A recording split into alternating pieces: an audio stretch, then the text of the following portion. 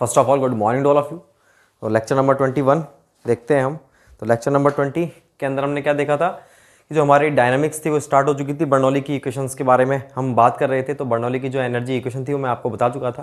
अब अपन देखते हैं इसकी जो इक्वेशन है उसके अपन यूजेस कैसे करते हैं, कैसे अपन उसको यूज़ करेंगे, क्या इसके यूजेस होते हैं वो अपन देखते हैं। तो फर्स्ट ऑफ ऑल सबसे पहले अपन देखें जो भी इसके काफ़ी सारे डाउट्स होते हैं, मैं आपको दो इक्वेशंस को ड्राइव करवाता हूं जिससे आपके साथ सारे डाउट क्लियर होंगे। ठीक है, तो ध्यान से देखेंगे अपन।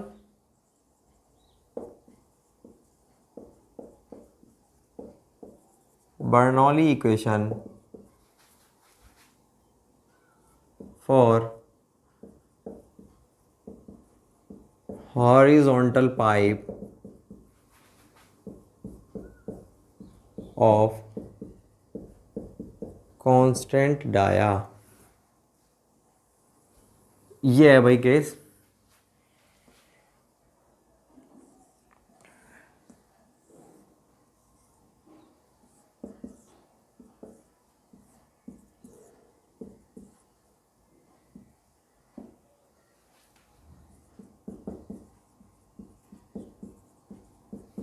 कोई हॉरिजॉन्टल पाइप है जिसका डायमीटर क्या है, कांस्टेंट है। तो अगर उस पाइप का डायमीटर कांस्टेंट है उसके लिए अपन को क्या निकालना है, बर्नौली की इक्वेशन ड्राइव करनी। तो बर्नौली इक्वेशन क्या कहती है हमारी, वो कहती है कि कोई भी पाइप हो, चाहे कांस्टेंट डाया का हो चाहे कांस्टेंट डाया का मत हो, कुछ भी हो, प्रत्येक पाइप के केस में क्या होता है हमारा, ये जो डिस्चार्ज है प्रत्येक सेक्शन पर हमारा कांस्टेंट रहता है। तो बर्नौली इक्वेशन के अकॉर्डिंग अपन क्या जानते हैं, अपन तो देखना चाह रहे हैं कि बर्नौली इक्वेशन अप्लाई करते हैं तो क्या अपन को रिजल्ट मिलता है, वो देखना चाह रहे हैं अपन। ठीक है,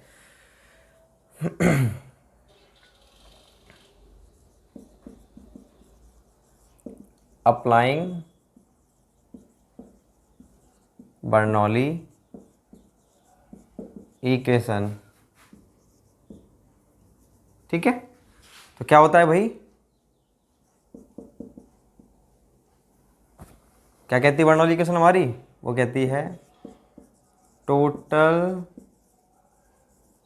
एनर्जी एट 1 इस वाले सेक्शन पर टोटल एनर्जी और टोटल एनर्जी एट 2 दोनों ही सेक्शन पर टोटल एनर्जी क्या होती है, कांस्टेंट। तो 1 पर एनर्जी क्या होगी, P1/ρg plus V1² 2g plus Z1 बराबर P2/ρg plus V2² 2g plus Z2। तो बर्नौली इक्वेशन ने बताई हमको ये बात कि भाई कोई भी सेक्शन हो, प्रत्येक सेक्शन पर जो बर्नौली की टोटल एनर्जी होती है हमारी वो क्या होती है, कांस्टेंट होती है। तो मैंने फर्स्ट सेक्शन पर जो एनर्जी टोटल एनर्जी लिखी P1/ρg V1² 2g plus Z1, 1 का मतलब है सेक्शन 1 पर है, 2 पर P2/ρg V2² 2g plus Z2। अब हम जानते हैं भाई ये हॉरिजॉन्टल पाइप है, तो हॉरिजॉन्टल पाइप के लिए अपना जो एलिवेशन होगा, मान लो डेटम ये है, तो यहाँ से यहाँ की हाइट, यहाँ से यहाँ की हाइट, दोनों हाइट सेम होगी, मतलब Z1 Z2 दोनों बराबर होंगे। ठीक है, तो ये दोनों बराबर होंगे तो ये कट ही जाएंगे, तो केवल क्या बचेगा, P1/ρg प्लस V1² बराबर ये बचेगा। तो मैं लिख देता हूं, since pipe is horizontal Z1 बराबर Z2 बराबर Z। ठीक है, देयरफॉर इसलिए इक्वेशन क्या हो जाएगी, P1/ρg प्लस V1² 2g बराबर P2/ρg प्लस V2² 2g। ये हो चुका हमारा।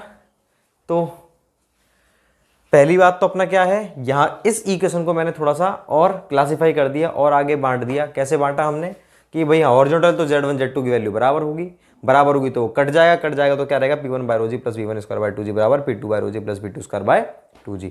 इसको और आगे मेरे को सिंप्लीफाई करना है, तो कैसे करूंगा, मुझको मालूम है कि भाई इन दोनों टोटल डायमीटर क्या है, कांस्टेंट है।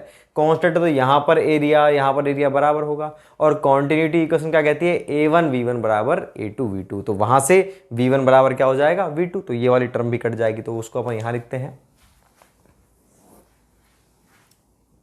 सिंस डायामीटर इज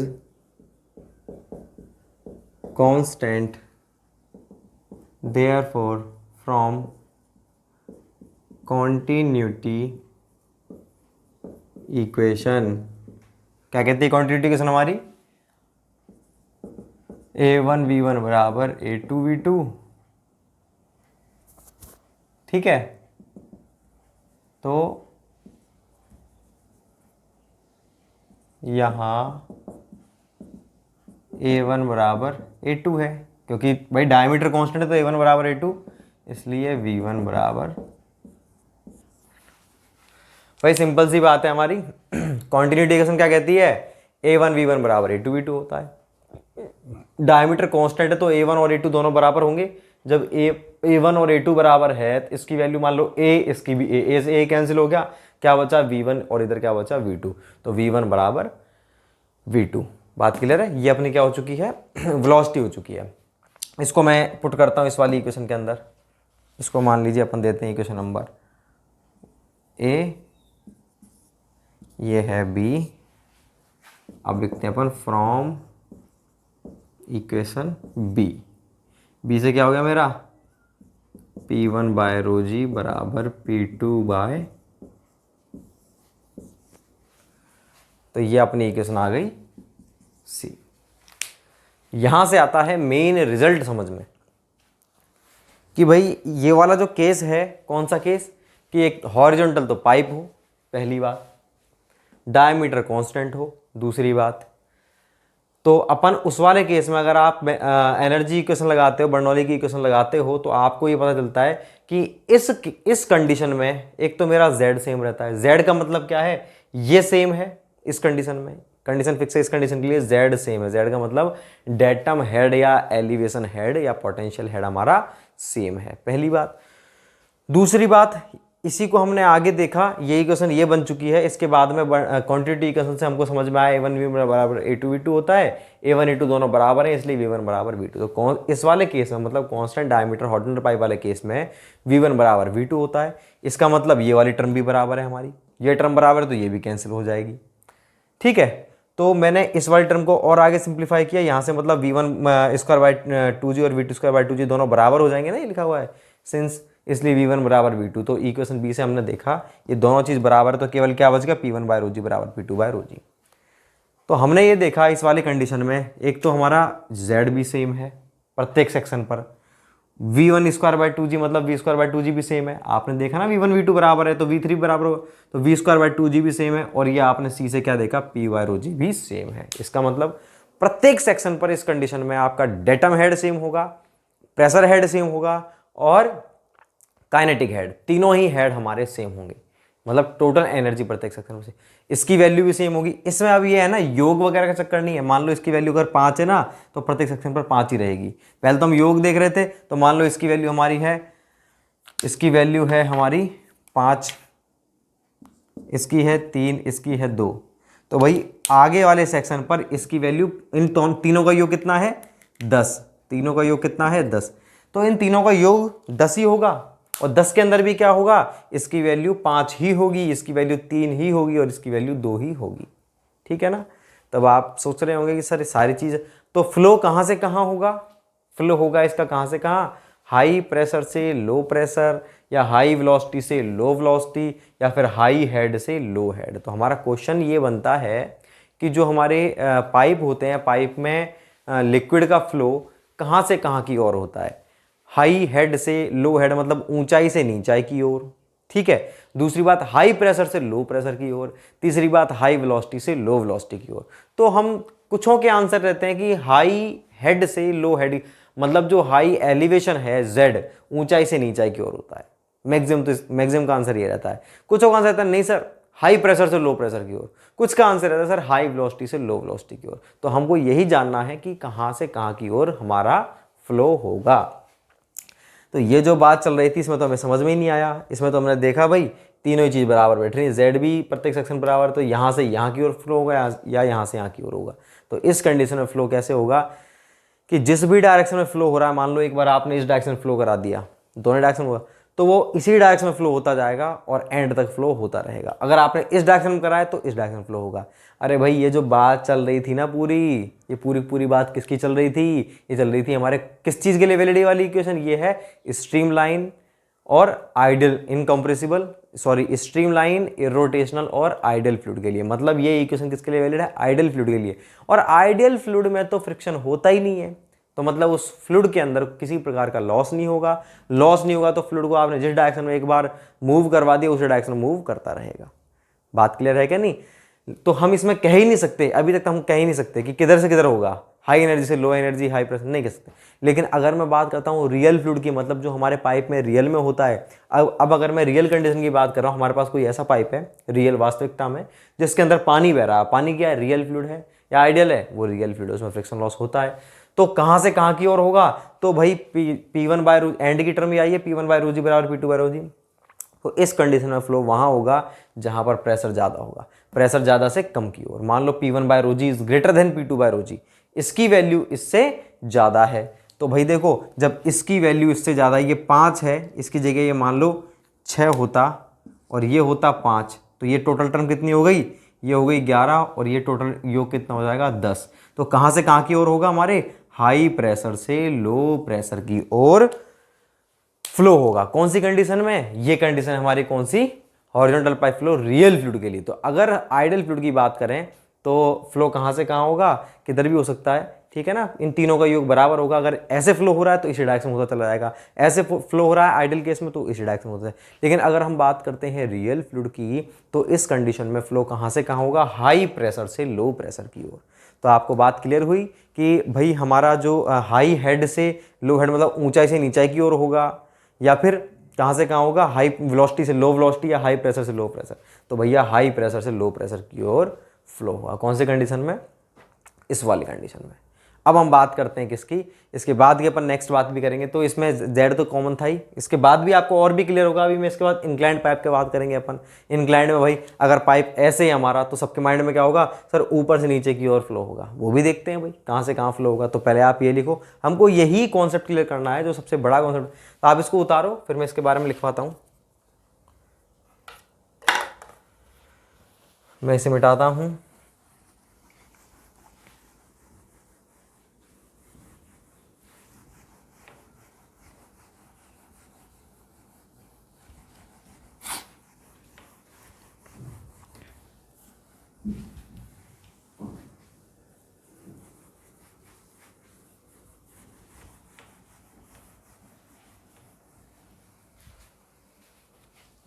तो अपन लिखते हैं नोट में, इसके नीचे आप नोट लिखेंगे। नोट नंबर 1 क्या कहता है? इस केस में आइडियल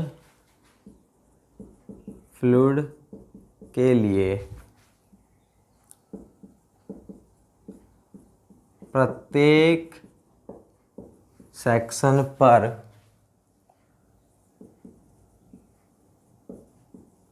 डेटम हेड कॉमा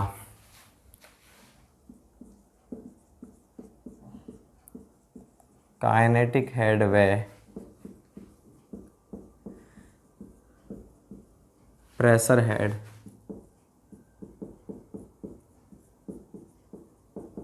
तीनों की वैल्यू सेम होती है, ठीक है।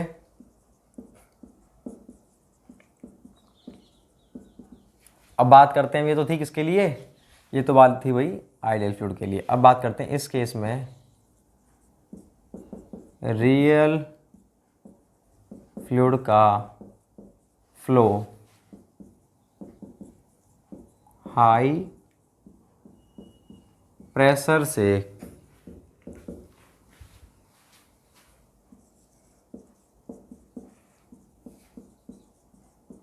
लो प्रेशर की ओर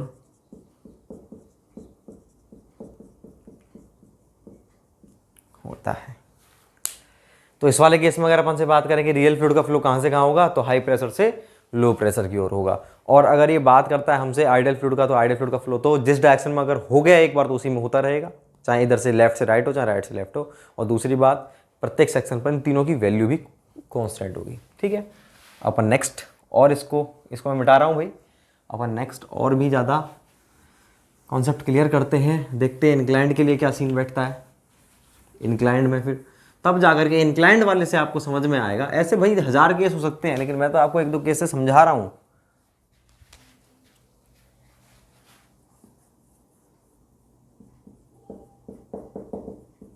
तो Bernoulli equation for inclined pipe of constant diameter.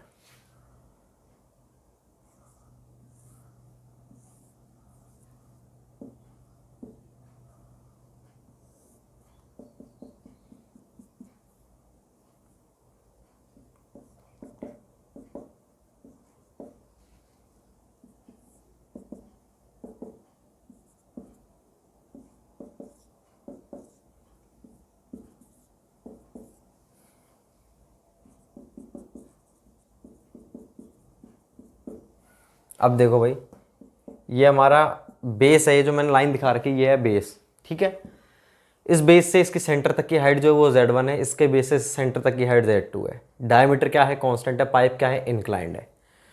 तो इंक्लाइंड पाइप है, किसी ने आपसे पूछ लिया इंक्लाइंड पाइप है तो बताओ भाई फ्लो कहाँ से कहाँ होगा, ऊपर से नीचे की ओर होगा, नीचे से ऊपर की ओर होगा, हाई प्रेशर से लो प्रेशर की ओर होगा, हाई डेटम से लो डेटम की ओर होगा, लो डेटम से हाई डेटम की ओर होगा, या फिर हाई वेलोसिटी से लो वेलोसिटी की ओर होगा।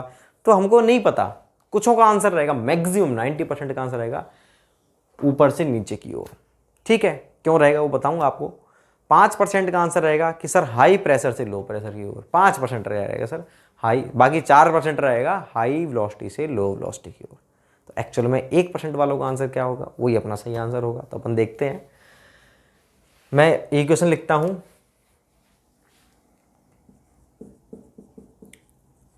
अप्लाइंग, इसको यही लिख देता हूं, अप्लाइंग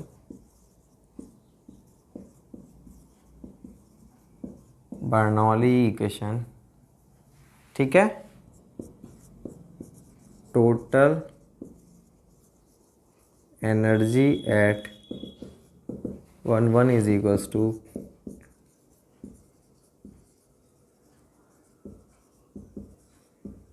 2 2।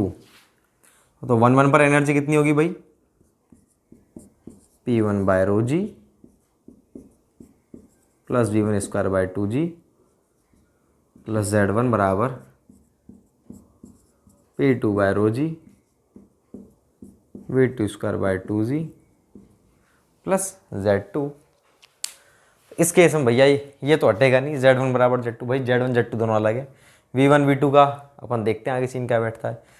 तो इस इक्वेशन को मुझे और भी ज़्यादा सिंप्लीफाई करना है, तो कैसे करूँगा। देखो Z तो हट ही नहीं सकता, प्रेशर का मुझको मालूम ही नहीं कहाँ पर कम है कहाँ पर ज़्यादा है। बात रहेगी किसकी, वेलोसिटी की। तो वेलोसिटी का तो मुझे पता है, कॉन्टिन्यूटी इक्वेशन से डायमीटर अगर कांस्टेंट है तो वेलोसिटी भी क्या होगी, बराबर, जैसे पिछले केस में हमने देखा था। तो ये वाली टर्म तो हट जाएगी, तो उसको अपन हटाते हैं, लिखते हैं अपन। अब मैं डायरेक्ट लिखता हूँ, from continuity equation if A1 बराबर A2 देन V1 बराबर V2। तो A1 A2 बराबर है तो V1 V2 भी बराबर होंगे, इसलिए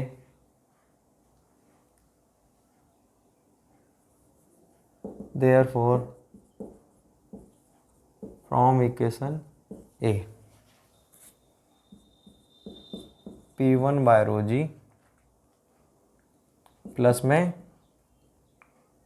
Z1 बराबर P2 by rho ji plus में Z2।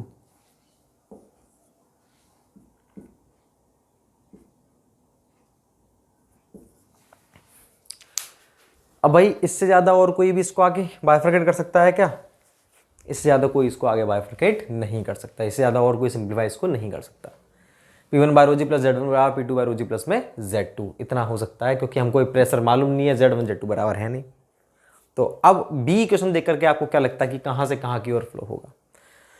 तो पहली बात अगर मैं बात करता हूँ टू आइडियल फ्लूइड की, तो आइडियल फ्लूइड में फ्लूइड का फ्लो, आइडियल फ्लूइड वाले केस में जो P1/ρg प्लस Z1 का योग है वो क्या रहेगा, कांस्टेंट। पिछले केस में क्या होता था, इसकी वैल्यू इसके बराबर थी, इसकी वैल्यू इसके बराबर। योग तो कांस्टेंट होता ही है, ये बात तो कंफर्म थी, लेकिन पिछले केस में योग के अलावा ये भी था कि इसकी वैल्यू जो है वही आगे रहेगी, जो इसकी वैल्यू वही आगे रहेगी। मतलब अगर ये 5 और 3 है, मान लो अगर ये 5 है और ये 3 है, तो पिछले केस में 5 और 3 ही रहेगा। लेकिन इस केस में क्या है कि अगर इसका योग 5 + 3 = 8 है, तो इसका जो योग है वो 8 होगा। लेकिन ज़रूरी नहीं है कि P2/ρg की वैल्यू 5 हो और Z2 की वैल्यू 3 हो, ये ज़रूरी नहीं है, ठीक है। तो P2/ρg की वैल्यू मान लीजिए अगर 4 है तो 4 ही इसकी वैल्यू होगी। तो आप देखो इस वाले केस में, मतलब इंक्लाइंड वाले केस में, इसकी वैल्यू चेंज हो गई, इसकी वैल्यू भी चेंज होगी। तो कांस्टेंट क्या रहा, इन दोनों का योग। किसके लिए, आइडियल फ्लूइड के लिए। तो हम इसके अंदर तो क्या लिखेंगे कि आइडियल फ्लूइड के लिए P1/ρg Z1 का योग जो रहता है P2/ρg Z2 के योग के बराबर होता है। मतलब प्रेशर और डेटम हेड का योग प्रत्येक सेक्शन पर कांस्टेंट होगा। ये वाली बात हमें क्लियर हो गई। अब अगर हम बात करते हैं इसके बाद में किस चीज़ की, कि अगर रियल फ्लूइड है तो फ्लो कहाँ से कहाँ होगा, वही वाली बात है। आइडियल में तो हमको पता ही नहीं फ्लो कहाँ से कहाँ होगा। अगर यहाँ मूव हो गया तो यूं ही होता रहेगा, लेफ्ट से राइट है तो लेफ्ट से राइट रहेगा। हम मूवमेंट किस में देखते हैं, रियल फ्लूइड के अंदर। अगर हम रियल फ्लूइड की बात करते हैं इसी केस में, तो रियल फ्लूइड के लिए फ्लो कहाँ से कहाँ होगा, जहाँ मतलब इसका योग इसके योग से ज़्यादा हो, ठीक है।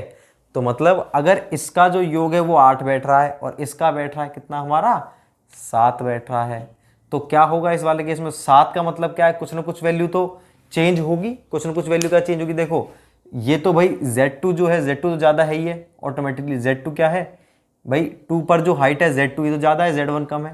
तो Z2 ज़्यादा है, Z1 कम है, इसका मतलब क्या चीज़ कम है, ये 7 कब होगा, 4 और 3 7, मतलब क्या कम हो गया, प्रेशर कम हो गया। तो प्रेशर कहाँ पर कम है, इस वाले सेक्शन पर प्रेशर कम है, इस वाले सेक्शन पर प्रेशर ज़्यादा है। तो इस वाले केस में फ्लो कहाँ से कहाँ होगा, नीचे से ऊपर की ओर फ्लो होगा।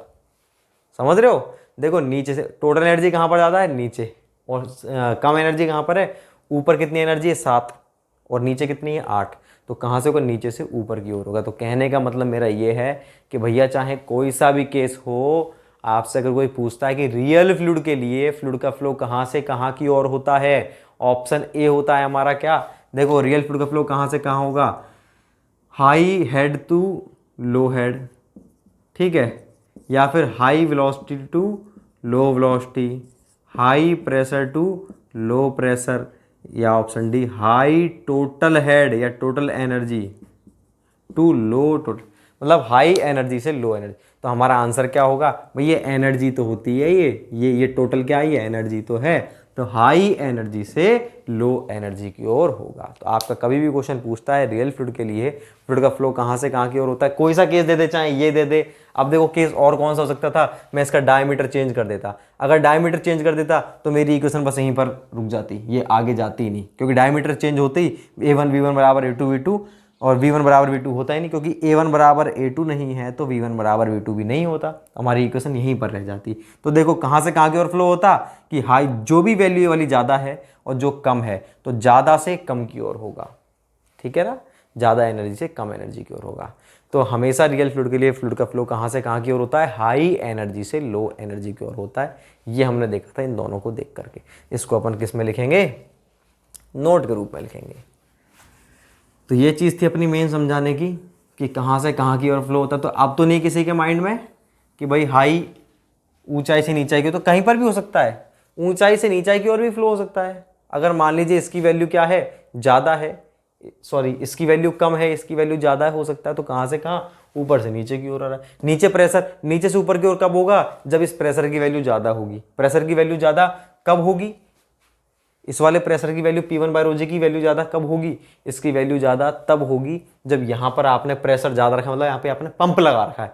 पंप लगाओगे तभी तो नीचे से ऊपर की ओर पानी बहेगा, ऊपर से नीचे की ओर तो कब बहता है, ग्रेविटी के कारण, जब कोई पंप नहीं लग रहा हो। तो अपन ये नोट के अंदर लिखेंगे, इसमें नोट नंबर 1 लिखते हैं पहले अपन। इसी केस की बात है भाई, इस केस में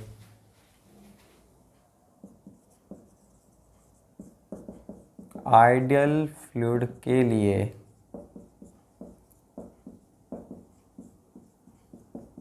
प्रत्येक सेक्शन पर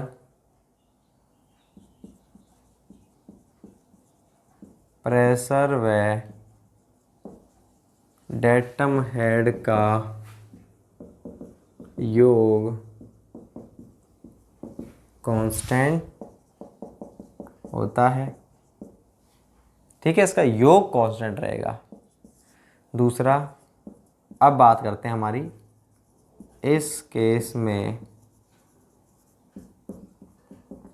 रियल फ्लूइड का फ्लो उस डायरेक्शन में होगा जिस डायरेक्शन में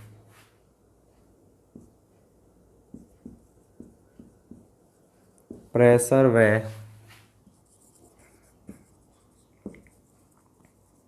डेटम हेड का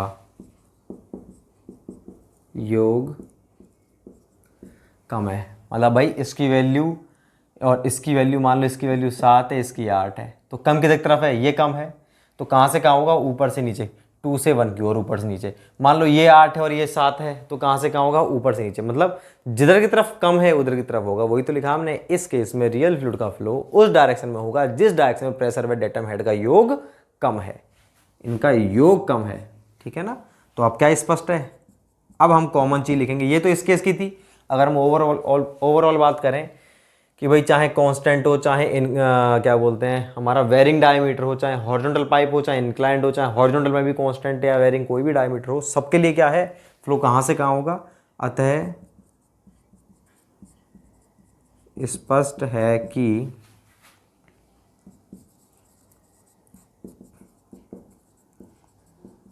रियल फ्लूइड का फ्लो हमेशा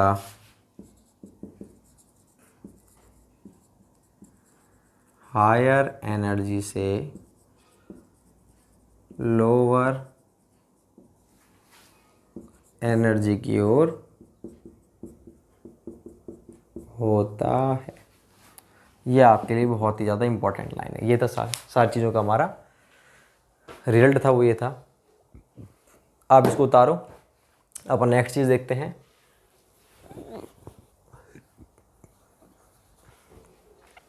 मैं इसे मिटाता हूँ।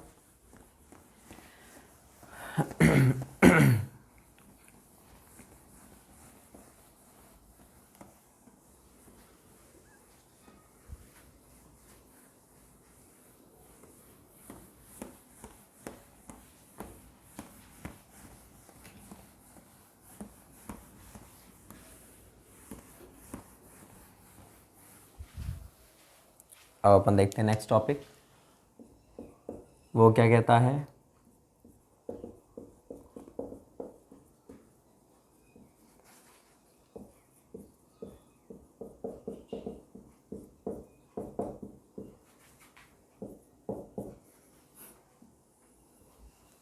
Kinetic energy correction factor. समझते हैं क्या है। भाई जो बर्नौली इक्वेशन होती है हमारी, P by rho ji plus V square by 2g plus Z, यही तो होती है टोटल एनर्जी हमारी। तो इसमें क्या होता है कि आपका ये पाइप था, इसका ये डायमीटर था, ठीक है। तो भाई आपने क्या किया, इसका डायमीटर ये था हमारा। अगर मैं इसके किसी क्रॉस सेक्शन, ये 1 क्रॉस सेक्शन है, इस पर आप देखोगे ना तो वेलोसिटी का डिस्ट्रीब्यूशन कैसा होता है, ऐसा होता है। ऐसे का मतलब इस सेक्शन पर अगर मैं देख रहा हूं तो टॉप और बॉटम पर वेलोसिटी है 0, सेंटर पर है मैक्सिमम। हम इसका एवरेज ले लें, ये 0 है, ये मैक्सिमम है, तो बीच में कोई आ गई वैल्यू, वो हमारी वी एवरेज है, ठीक है। अब भाई देखो, इस वाले सेक्शन पर मैंने देखा एक्चुअल तो वेलोसिटी डिस्ट्रीब्यूशन मेरा पैराबोलिक था, ऊपर नीचे जीरो थी, वी सेंटर पर मैक्सिमम थी। लैमिनार फ्लो जब हम पढ़ेंगे यूनिट नंबर 7 के अंदर, वहाँ पर और डिटेल में अपन देखेंगे इन चीज़ों के बारे में। तो यहाँ पर मुझे ये दिख रहा है कि वेलोसिटी जो है कांस्टेंट नहीं है, वेलोसिटी क्या है पूरे पूरे सेक्शन पर चेंज हो रही है। यहाँ जीरो है, जैसे जैसे नीचे आ रहे हैं बढ़ती जा रही है सेंटर पर मैक्सिमम, फिर जीरो हो गई। लेकिन जब हम इस सेक्शन पर बर्नौली इक्वेशन अप्लाई करते हैं तो क्या लिखते हैं, P/ρg plus v² / 2g plus z। मतलब यहाँ पर तो हम वेलोसिटी v लिख दिया, v का मतलब हम कोई एक वैल्यू होगी, इसमें तो पूरे पूरे सेक्शन पर वैल्यू चेंज हो रही है, यहाँ अलग है, यहाँ अलग है, यहाँ तो हम केवल एक ही वैल्यू लिख रहे हैं v। तो हम क्या कर रहे हैं, हम तो क्या लिख रहे हैं v, यहाँ पर जो हम v ले रहे हैं ना वो कौन सा ले रहे हैं हम, v एवरेज ये ले रहे हैं, ये लिखा हुआ है मैंने। मान लो इसकी वैल्यू 0 ही है, वी मैक्सिमम वैल्यू हमारी है 8 है, तो इसका एवरेज हो गया हमारा 4। तो यहाँ पर हम कितना लिख रहे हैं, यहाँ पर हम लिख रहे हैं 4 लिख रहे हैं। यहाँ पर जो हम ले रहे हैं 4² / 2g। तो मतलब आपने क्या है, गलत कर दिया। आपकी जो एनर्जी आएगी ये काइनेटिक एनर्जी गलत है। क्यों गलत है, क्योंकि काइनेटिक एनर्जी तो चेंज हो रही है। काइनेटिक एनर्जी टॉप पर तो 0 है, बॉटम पर 0 है, सेंटर पर मैक्सिमम है, और आपने तो एवरेज काइनेटिक एनर्जी ले ली, वी की वैल्यू एवरेज ले ली, तो काइनेटिक एनर्जी भी आपकी एवरेज आएगी। काइनेटिक एनर्जी आपकी गलत है, इसका मतलब टोटल एनर्जी भी गलत है। भैया सीधी सी बात है हमें एक आधार तो चाहिए किसी चीज़ के लिए। अब क्या है, मेरे को ये आधार मिल चुका है। हम क्या करते हैं पूरे पूरे सिविल इंजीनियरिंग के अंदर, किसी भी चीज़ का हम पहले बेस तैयार करते हैं, ठीक है। जैसे हमारे पास कंक्रीट हुई तो आरसीसी में आप क्या करते हो, आपने क्यूब ले लिया, क्यूब की टेस्टिंग करी, ठीक है। आप उनमें से अब जो क्यूब के अंदर आप यूज़ कर रहे हो सीमेंट, आपने मैंने तो 1 3 6 का मसाला बनाया है, 1 2 4 का बनाया है, 1 1.5 3 का बनाया है, तो क्या उतनी स्ट्रेंथ M20 मिल गई क्या उसको, M20 का हो गया क्या, नहीं। हमने टेस्टिंग आज करी है और उसी बैच से हम बिल्डिंग बनाते जा रहे हैं। ध्यान से सुनना, टेस्टिंग मैंने अभी करी क्यूब की, ठीक है। मैंने अभी मसाला मिक्स किया, बिल्डिंग चल रही है, काम चल रहा है मेरा, स्लैब के अंदर डालना है, मेरे को टेस्टिंग भी करनी है उसकी कि भाई कितना इसके अंदर स्ट्रेंथ कितनी है। अब फिर मैंने उस क्यूब को मैंने मतलब M20 के लिए बनाया था, वो जो M20 के लिए मैंने मसाला बनाया था, और वो जो कॉन्क्रीट मिक्स मैंने किया था M20 के लिए उतना ही रेशियो लिया था जो M20 का होता है। M20 के रेशियो के अनुसार मैंने वो कॉन्क्रीट बना दिया। और मैं तो क्या सोच के चल रहा हूँ भाई, M20 का बनाया ये और M20 के लिए डिज़ाइन किया मैंने स्लैब को, तो उस मसाले को स्लैब में डाल दिया और मैंने उसकी क्यूब भी भर लिया अपनी संतुष्टि के लिए कि चलो इसकी टेस्टिंग करवा।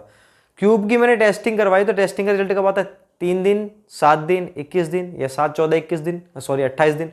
तो अब आप सोचो, टेस्टिंग आपने भेजी और 28 दिन बाद आप उसका रिजल्ट देख रहे हो, और जबकि आप कास्टिंग तो कर चुके पहले ही, 28 दिन बाद आपने देखा अरे ये तो इसकी स्ट्रेंथ तो आ रही है 15, तो गड़बड़ होगी नहीं होगी कि मसाला तो मैंने वही यूज़ किया था और 15 आ गए। तो अपन क्या है, एक जो अपनी स्ट्रेंथ रहती है अपन उसको लेकर के चलते हैं कि भाई M20 का ये है, अब उसके आसपास ही वैल्यू रहेगी। वो जो हमने रेशो लिया है 1 3 2 1.5 एंड 3, जो 1 2 4 जो भी हमने रेशो लिया है उसके द्वारा जो स्ट्रेंथ आ रही है हम लेके चलते हैं इतनी आएगी या फिर इसके आसपास आएगी। हमें एक बुनियाद तो मिल गई कि M20 के लिए रेशो 1 1.5 3 लगेगा, 1 2 4 लगेगा, हमें मतलब ये एक रेशो फिक्स तो हो गया। अब जो उसकी स्ट्रेंथ है थोड़ी बहुत वेरी तो करेगी। हमें एक बुनियाद चाहिए होती है हर चीज़ के लिए। ऐसे ही क्या करते हो आप, जब कभी पूरे किसी भी फॉर्मूले को ड्राइव करते हैं सिविल इंजीनियरिंग में, सॉम हुआ सॉइल हुआ, तो उसमें सॉम के अंदर लेके चलते हैं अपन मानो, तो उसमें अपन क्या मानते हैं कि bar is prismatic, homogeneous, isotropic. ऐसा होता है क्या, ऐसा होता ही नहीं है रियल लाइफ में। जो भी फॉर्मूले बनते हैं इन चीज़ों को मान करके ही बनते हैं। तो ये M/I σ/Y E/R, ये मैंने उस टाइम भी आपको समझाया है, उस लेक्चर में आप देख सकते हो।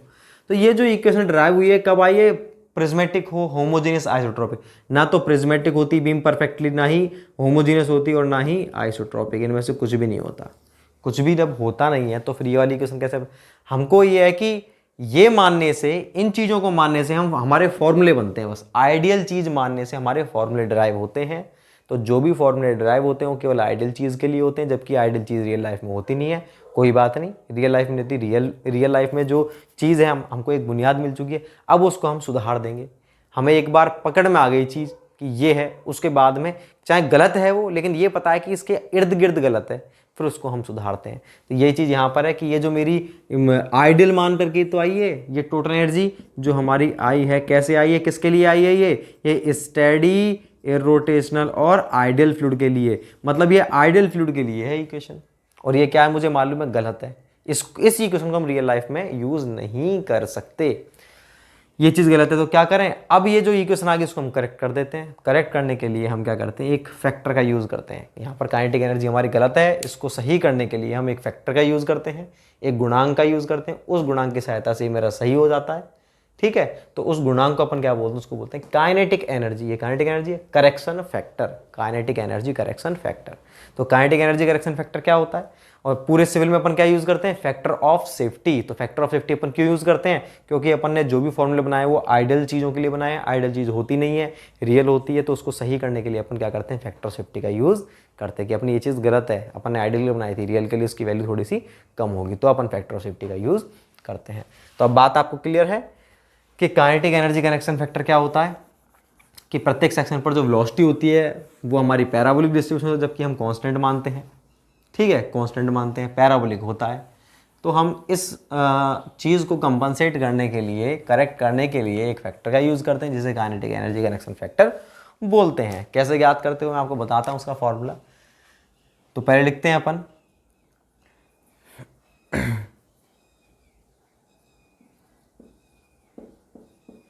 बर्नौली इक्वेशन के डेरिवेशन में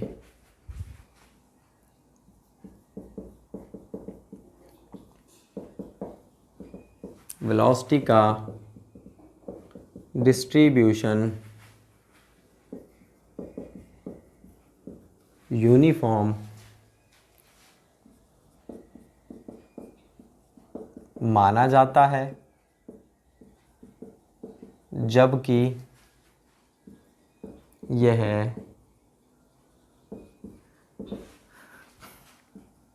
पैराबोलिक होता है।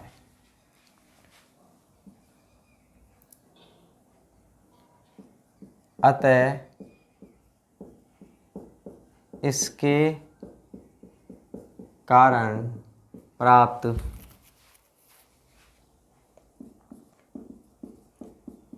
काइनेटिक को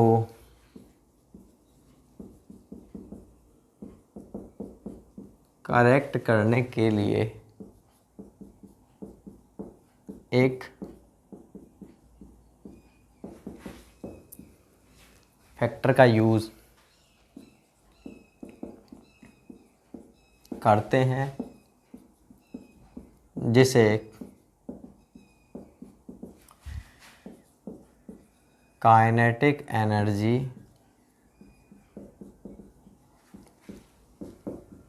करेक्शन फैक्टर कहा जाता है।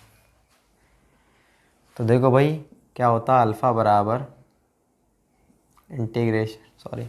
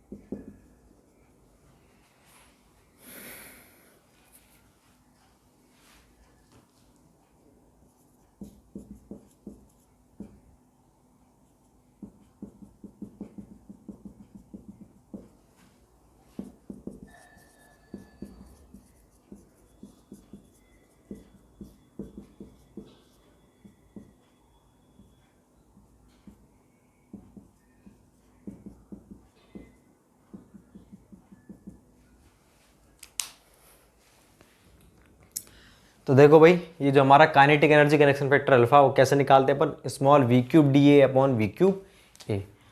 देखो ये जो हमारी वेलोसिटी डिस्ट्रीब्यूशन है ऐसे होता है, ठीक है। तो किसी भी सेक्शन पर जो मैं वेलोसिटी निकाल रहा हूँ, एक्चुअल वेलोसिटी, वो कितनी होती है, स्मॉल वी, और जो मैं एवरेज ले रहा हूँ वो क्या है, कैपिटल वी, ठीक है। किसी भी मान लो इस वाले पॉइंट पर, इस वाले सेक्शन पर देख रहा हूँ वेलोसिटी तो स्मॉल वी है, और एरिया क्या है, छोटा सा एरिया होगा। भाई उस सेक्शन पर देख रहा हूँ मैं, मान लो ये है मेरी गोलाई, इसमें इस सेक्शन पर देखा तो एरिया कितना है, डी ए, छोटा सा एरिया है डी, स्मॉल डी ए, ठीक है, और वहाँ पर वेलोसिटी कितनी है, स्मॉल वी, ठीक है, और जो कंप्लीट जो मैं एवरेज लेके चल रहा हूँ वो कैपिटल वी लेके चल रहा हूँ, और एरिया क्या है मेरा, कैपिटल ए, पूरे का एरिया। तो देखो इसका क्यूब इंटू में डी ए, उसका इंटीग्रेशन करना है, अपॉन में वी क्यूब इंटू ए, ये इसका वी क्यूब इंटू में ए, तो ये अपन करेंगे तब जाके अल्फा आएगा।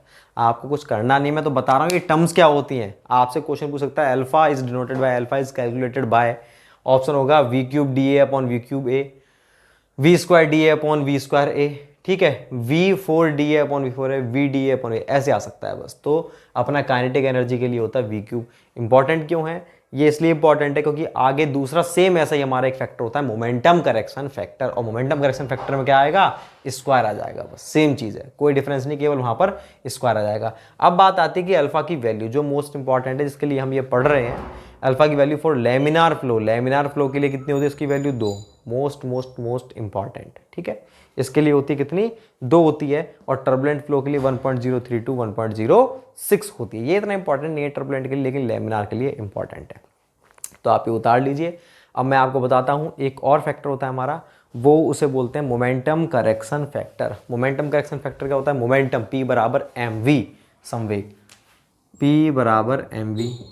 तो जैसे ये वेलोसिटी हमारी सही नहीं ली थी हमने, इसके कारण हम किसको चेंज कर रहे हैं, हमारे काइनेटिक एनर्जी को, तो काइनेटिक एनर्जी करेक्शन फैक्टर बोल दिया। ऐसे ये वेलोसिटी सही नहीं है उसको, इसके कारण हमारा मोमेंटम भी गलत आ रहा है, तो मोमेंटम को करेक्ट करने के लिए जो फैक्टर यूज़ करते हैं हम उसे क्या बोलेंगे, मोमेंटम करेक्शन फैक्टर। तो मोमेंटम करेक्शन फैक्टर को कैसे निकालेंगे, वो होता है बीटा, बस V square D upon V square A, उसकी वैल्यूज़ होंगी। तो मोमेंटम करेक्शन फैक्टर अपन डायरेक्टली लिखेंगे, मैं लिख देता हूँ, मैं इसको मिटा रहा हूँ भाई, सेम वही चीज़ है।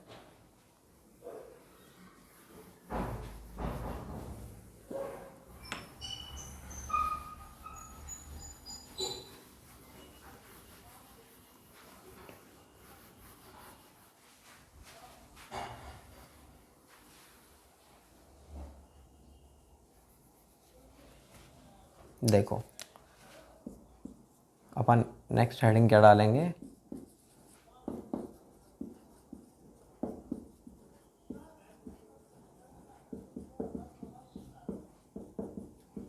Momentum correction factor beta. Beta क्या होता है, ये होता है बीटा, इसकी वैल्यू होती है, इसके लिए इतनी होती है, ठीक है। तो ये अपना मोमेंटम करेक्शन फैक्टर होता है बीटा, इतना सा याद रखना, ये भी इंपॉर्टेंट, इसमें लेमिनार फ्लो का इंपॉर्टेंट। तो ध्यान रखना क्वेश्चन में आपसे अल्फा पूछ रहा है या बीटा के बारे में पूछ रहा है, मोमेंटम करेक्शन फैक्टर पूछ रहा है या फिर ये। अब आती बात रियल फ्लूइड के लिए अपन इक्वेशन, तो अब आप देखो अगर आप इक्वेशन लिखोगे ना रियल फ्लूइड के लिए आप निकालोगे, अगर आप बिल्कुल एक्चुअल डेटा निकालोगे टोटल एनर्जी का, तो अब आप क्या यूज़ करोगे equation, P by rho ji plus में V square by 2g plus Z, ये होती थी ना, इसमें आप अल्फा से गुणा और करोगे। अब आपकी जो एनर्जी आएगी वो बिल्कुल एक्यूरेट आएगी। तो एक्यूरेट एनर्जी के लिए अल्फा का यूज़ करना पड़ेगा, ठीक है ना। अपन करेंगे नहीं कहीं पे भी, बता रहा हूँ अल्फा का यूज़ ये होता है। मैं इसे मिटा देता हूँ। अब एक तो है अपना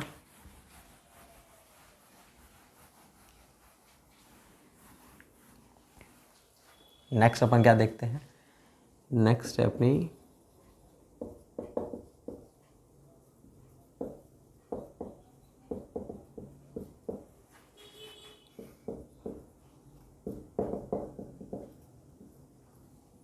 एनर्जी। तो हमने दो जो अभी किए थे डिस्कस हमने, वहाँ पर जो इंक्लाइंड और हॉरिजॉन्टल पाइप, तो उसमें आपने देखा रियल फ्लूइड का फ्लो कहाँ से होता है, हाई एनर्जी से लो एनर्जी। इसका मतलब P1 by rho ji plus V1 square by 2g plus Z1 जो है greater than P2 by rho ji V2 square by 2g plus Z2। जब इस पूरे की वैल्यू से ज़्यादा हो तो यहाँ से यहाँ की ओर होगा, अगर ये ऐसे है तो यहाँ से यहाँ की ओर। इसका मतलब क्या है, इन तीनों का जो योग है, मान लो 10 आ रहा है और इन तीनों का योग आ रहा है 8, तो फ्लो यहाँ से यहाँ की ओर होगा। इन तीनों का योग कांस्टेंट तो नहीं आ रहा, अरे कांस्टेंट कैसे आ जाएगा भाई, हम तो रियल फ्लूइड की बात कर रहे हैं। रियल फ्लूइड में तो फ्लो एक तरफ से दूसरी तरफ ही होगा और उसमें हेड लॉस होता है रियल फ्लूइड में। तो इसका मतलब क्या है कि दूसरी तरफ बाकी का जो 2 है वो कहाँ गया, टोटल एनर्जी 10 थी, अब एनर्जी को ना तो अपन क्रिएट कर सकते ना डिस्ट्रॉय, और इसका मतलब तो ये होगा भाई ये तो डिस्ट्रॉय हो गई। दो आपने जो एनर्जी है वो डिस्ट्रॉय तो हो ही नहीं सकती। क्या हो गया उसका, हेड लॉस हो गया। तो हेड लॉस हो गया मतलब कितना मीटर हेड लॉस हुआ है, 2 मीटर। तो एनर्जी जो थी इसकी दो, वो कन्वर्ट हो गई किस पे, हेड लॉस में। अब देखो 10 बराबर 10 बैठ रहा है नहीं बैठ रहा है। कुल मिला के बात है कि रियल फ्लूइड जो होते हैं जो हमने देखे हैं उनमें फ्लो कहाँ से कहाँ होगा, higher energy to lower energy तो हम देख चुके, बाकी का हेड लॉस हो जाएगा। जितना भी डिफरेंस आएगा वो हेड। और आइडियल के अंदर क्या होगा, आइडियल में कुछ नहीं, ये हेड लॉस वेड लॉस कुछ नहीं होगा। 10 बराबर 10, 20 बराबर 20, उसमें फ्लो कैसे होगा, अगर ऐसे फ्लो करवा दिया तो ऐसे ही होता रहेगा, लेफ्ट टू राइट करें लेफ्ट टू राइट होता रहेगा। तो ये डिफरेंस होता है हमारा इसके अंदर रियल फ्लूइड में और आइडियल फ्लूइड के अंदर। तो रियल फ्लूइड के अंदर हमारा टोटल एनर्जी और किसी एक सेक्शन पर टोटल एनर्जी और हेड लॉस का योग दूसरे सेक्शन पर टोटल एनर्जी के बराबर होता है। ठीक है ना, यहाँ पर टोटल एनर्जी बराबर नहीं होती, इसीलिए हमने क्या नहीं लिखा यहाँ पे, मैंने कहाँ लिखा है बताओ, बर्नौली इक्वेशन। तो रियल फ्लूइड के लिए बर्नौली इक्वेशन अप्लाई होती ही नहीं है। रियल फ्लूइड के लिए कौन सी एप्लीकेशन अप्लाई होती है, एनर्जी इक्वेशन। इसको बोलेंगे अपन, प्लस एच लिख देता हूँ मैं, इसको बोलेंगे अपन एनर्जी इक्वेशन, बर्नौली इक्वेशन नहीं बोलेंगे, क्योंकि बर्नौली इक्वेशन रियल फ्लूइड के लिए अप्लाई नहीं होती। वो केवल किसके लिए अप्लाई होती है हमारे, वो अप्लाई होती है हमारे स्टेडी रोटेशनल आइडियल फ्लूइड के लिए, ये होती है रियल फ्लूइड के लिए। तो आप एक चीज़ और सोच रहे होंगे कि सर हमने लेकिन जितने क्वेश्चन किए हैं हमारे डिग्री डिप्लोमा जो भी आपने किया है उसमें सर हमने वही यूज़ करी, Bernoulli applying Bernoulli equation, applying Bernoulli equation. बिल्कुल सही बात है। अरे जस्ट अभी तो समझाया था कि हम बिना आइडियल माने कोई क्वेश्चन नहीं कर सकते, हमें आइडियल मानना ही पड़ेगा। फॉर्मूले हमेशा आइडियल मान के ही डिराइव होते हैं। तो आप आइडियल मान करके क्वेश्चंस को करोगे, फिर आपका आंसर आप निकालोगे।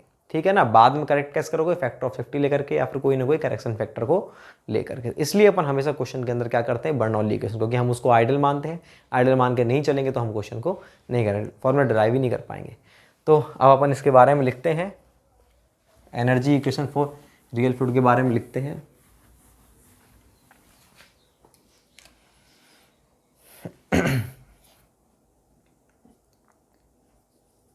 रियल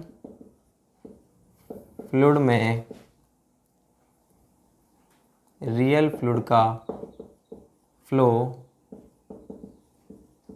हायर एनर्जी से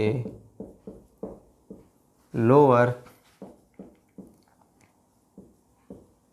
एनर्जी की ओर होता है।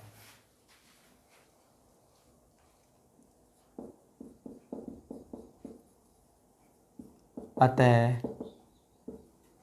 रियल फ्लूइड में एक सेक्शन पर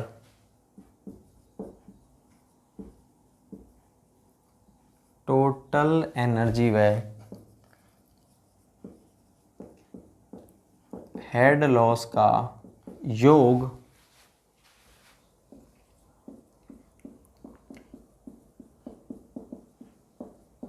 दूसरे सेक्शन पर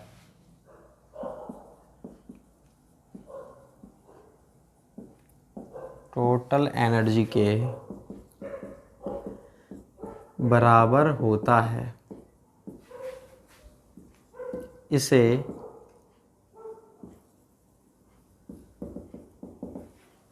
रियल फ्लूइड की एनर्जी इक्वेशन द्वारा दर्शाते हैं।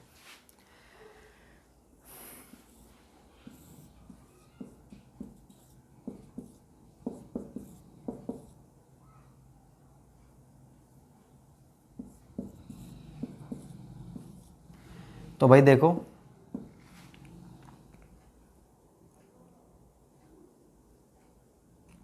यहाँ पर अगर energy equation for real fluid, इस रियल फ्लूइड के लिए एनर्जी इक्वेशन क्या होगी हमारी, P1 by rho ji plus V1 square by 2G plus Z1 इस सेक्शन पर बराबर, फ्लूइड का फ्लो इस डायरेक्शन हो रहा है भाई, P2/ρg plus VT²/2g plus Z2 plus head loss. ठीक है, तो मैं इसको लिख भी देता हूं, टोटल एनर्जी एट 1 है ये, बराबर टोटल एनर्जी एट 2 प्लस में,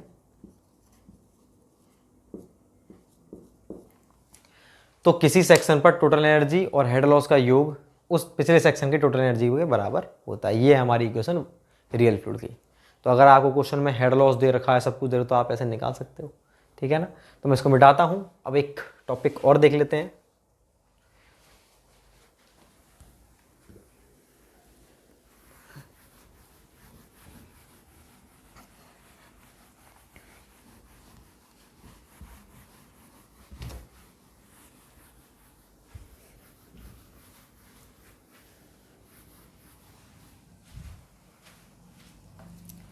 अपन एक और देख लेते हैं क्या।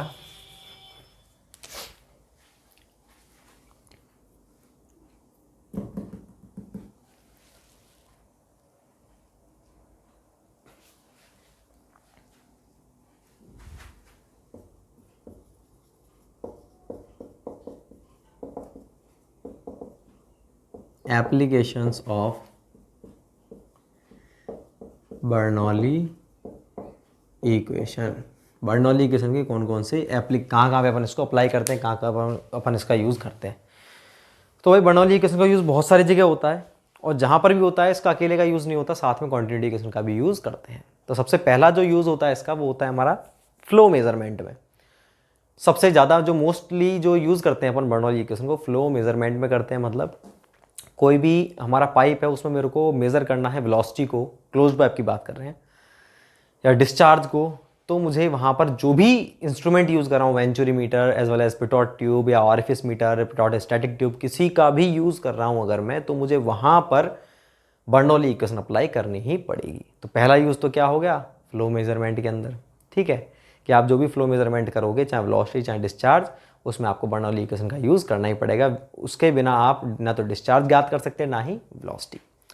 सेकेंड अपन यूज़ कहाँ करते हैं इसका, जो हमारा वॉर्टेक्स फ्लो होता है। वॉर्टेक्स फ्लो कौन सा होता है, इस यूनिट के एंड में पढ़ेंगे हम।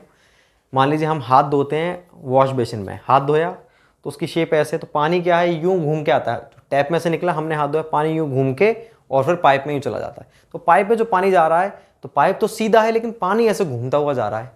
मैंने आपको समझाया भी था ये आपको रोटेशन और इरोटेशन के अंदर। तो इस प्रकार के घूमता हुआ जो लिक्विड है, इस प्रकार के फ्लो को, घूमते हुए लिक्विड के फ्लो को अपन क्या बोलते हैं, वॉर्टेक्स फ्लो। दो प्रकार का होता है, वो अपन एंड में देखेंगे। तो वॉर्टेक्स फ्लो में भी अगर आपको प्रेशर ज्ञात करना है या कुछ भी ज्ञात करना है, तो वहाँ पर भी आप किसका यूज़ करोगे, बर्नौली इक्वेशन का। तो पहला यूज़ हो गया फ्लो मेजरमेंट में, दूसरा हो गया वॉर्टेक्स फ्लो में। तीसरा यूज़ कहाँ पर होता है, क्लोज्ड पाइप फ्लो, मतलब बंद पाइप है, उसमें पानी बह रहा है। एक तो होता है भाई पाइप आपने आधा काटा हुआ है ऊपर से, तो पानी है उसमें जो बह रहा है वो एटमॉस्फेयर के कांटेक्ट में आ गया, अब वो पाइप नहीं कहलाएगा। चाहे वो पाइप है फिर भी पाइप नहीं कहलाएगा, उसको बोलेंगे ओपन चैनल फ्लो। ठीक है भाई, तो ओपन चैनल फ्लो के अंदर बर्नौली इक्वेशन अप्लाई नहीं होती, वहां पर सिंपल एनर्जी इक्वेशन अप्लाई होती है। वो अपन लास्ट में 11वीं यूनिट में देखेंगे ओपन चैनल फ्लो क्या होता है। तो मैं बात कर रहा हूँ क्लोज्ड पाइप फ्लो की।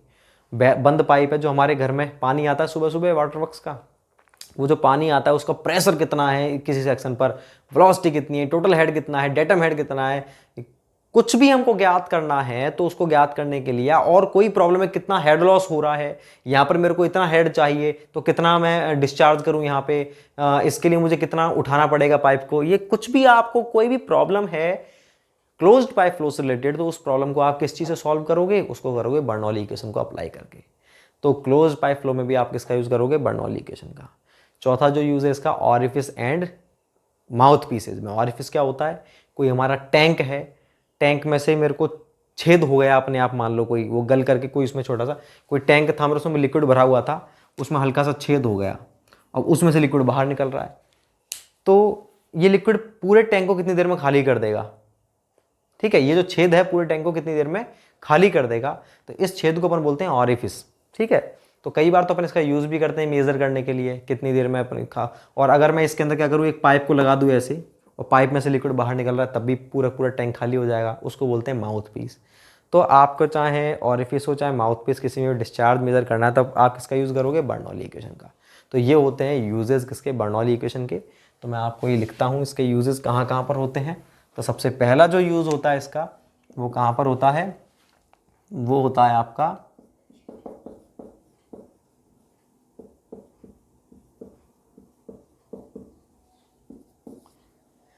फ्लो मेजरमेंट, दूसरा वॉर्टेक्स फ्लो, तीसरा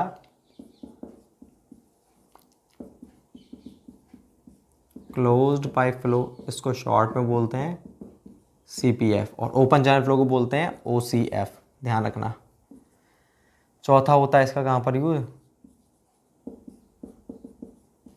ऑरिफिस एंड माउथ पीसेस में।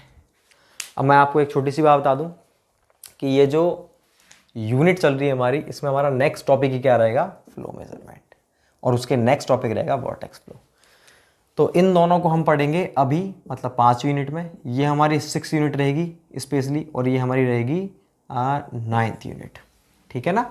तो आप इन सबको डिटेल में पढ़ोगे। तो ये तो अभी हम पढ़ेंगे, नेक्स्ट टॉपिक हमारा फ्लो मेजरमेंट रहेगा, और ये वॉर्टेक्स फ्लो से अगला टॉपिक रहेगा, उसके बाद में CPF। तो आप यहाँ पर देखोगे इन सब में कि हम किसका यूज़ कर रहे हैं, बर्नौली इक्वेशन का। तो आपसे क्वेश्चन पूछता है बर्नौली इक्वेशन के यूज़ कहाँ पर होते हैं, 3-4 ऑप्शन होंगे, जो आपको दिख जाए इन चारों में से वहाँ पर तो होता है, बाकी में नहीं होगा, ठीक है। तो बाकी जो अपना नेक्स्ट टॉपिक है फ्लो मेजरमेंट, इसको अपन करेंगे नेक्स्ट यूनिट के अंदर। Thank you so much.